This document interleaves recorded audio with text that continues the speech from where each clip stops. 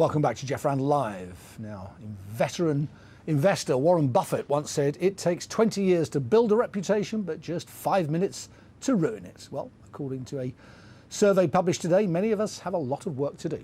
A study by the Consumer Group, which shows that professions blighted by recent controversies have largely lost the trust of consumers and voters. A series of scandals here in the city and beyond have left bankers as the third least trusted profession in the country. In the wake of the revelations over phone hacking, journalists fare even worse, coming second with more than 2/3 of people saying they don't trust hacks.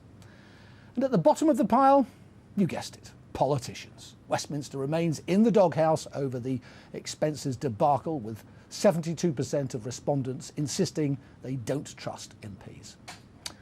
Well, joining me now is Keith Griggs, a reputation management expert. Nice to see you, Keith. This is all a bit grim, isn't it? Very grim, yeah. If honesty is at the core of all good reputations, what does this tell us about bankers and politicians and journalists? That they've been dishonest.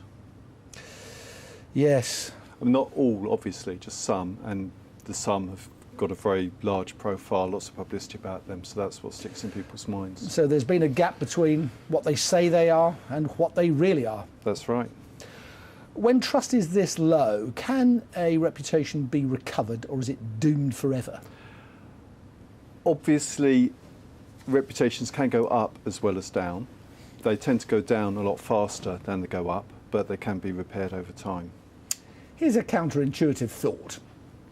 If you went round Britain's universities today and asked undergraduates, which career would you like to pursue? Where would you like to work? I bet a big chunk of them would say banking or journalism. Sure. So it seems to me that although we are fundamentally dishonest and we've been trashed and we're at the bottom of this reputation pile, it's not putting people off. Well, there are other rewards, other benefits. Bankers get large bonuses, journalists get a lot of publicity, fame. So there are other things apart from reputation. Is very important. I just find it odd that if you are in a category that's reviled, you would have thought that this would put young people off from joining it. I think it would to some extent, but then on the other hand, there are a lot of other sort of things going on, like the need to, pay security, money, that sort of thing. So. And it's not all bankers. I know, no. It's just some, isn't it? And it's not all journalists. Of course, yeah. Heaven forfend. What advice would you give us, those of us at the bottom end of this ghastly league table?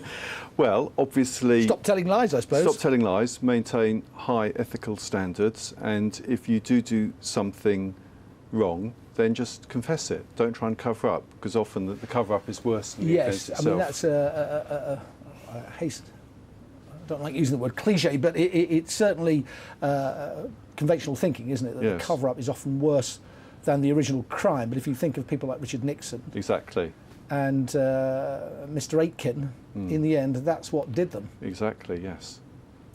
So, if we journalists now, as a group, want to set out rebuilding the profession's reputation, yes, how can we do it? Because we weren't all phone hacking.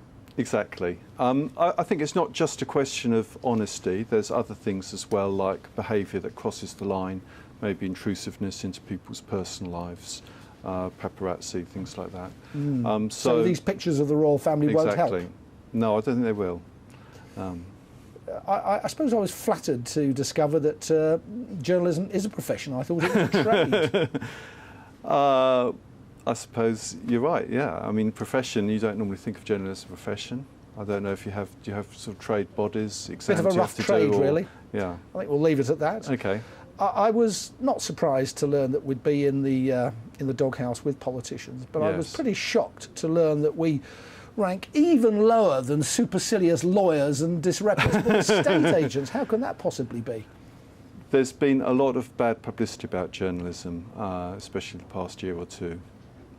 So I think going back a few years, it would have been different. So, and ironically, of course, it's the journalists that have given the journalists a bad reputation. So there's some good journalists against some bad. But everyone gets tarred with the same brush. If I wanted to defend the bad behaviour of journalists, which of course I don't, I would point to the other side of the coin and say, well, hang on a minute. Thanks to journalists at The Guardian, Yes. The phone hacking at News International was discovered. Exactly. Thanks to journalists at the Daily Telegraph, Yes. the expenses scandal in Westminster was discovered. That's Do we not right. get any credit for that? Oh, I think you should have credit. I think journalists, like all professions, they do good as well as bad. So you should be, unfortunately, what sticks in people's mind is always the negative. But you're absolutely right, you should be given credit for that. And if we didn't have journalists, we'd just be in a closed society where we wouldn't know what was going on, which would be even worse. Indeed. I was once told by a professor at Manchester Business School that if you want to know what your reputation is going to be like in the future, you should ask your workforce what they think of you today. Would you agree with that? Well, it depends if your workforce gave an honest answer. Well, that's true. Probably they wouldn't, unless it was all anonymised. Yes. In that case, it could be useful information. Yeah. But it's not just the workforce, of course. It's because often they're within the same culture as the bosses. So it should maybe be people outside. Yes, and I suppose the bosses set that culture and it Exactly. filters down. Yeah, that's right. Well, we have much work to do. We intend to polish up our act here in journalism. That's Keith good to Griggs, hear. Thanks for coming in. Nice to see Thank you. you. Well, that's almost all we've time for this evening. But before I go, here's my number of the day. It's £2,000. Now, that was the bill clocked up by a 6-year-old schoolboy who had been using a game app on his grandfather's iPad. Come back, Lego, all is forgiven. You've been watching Jeff Randall Live. If you've missed any of this evening's interviews,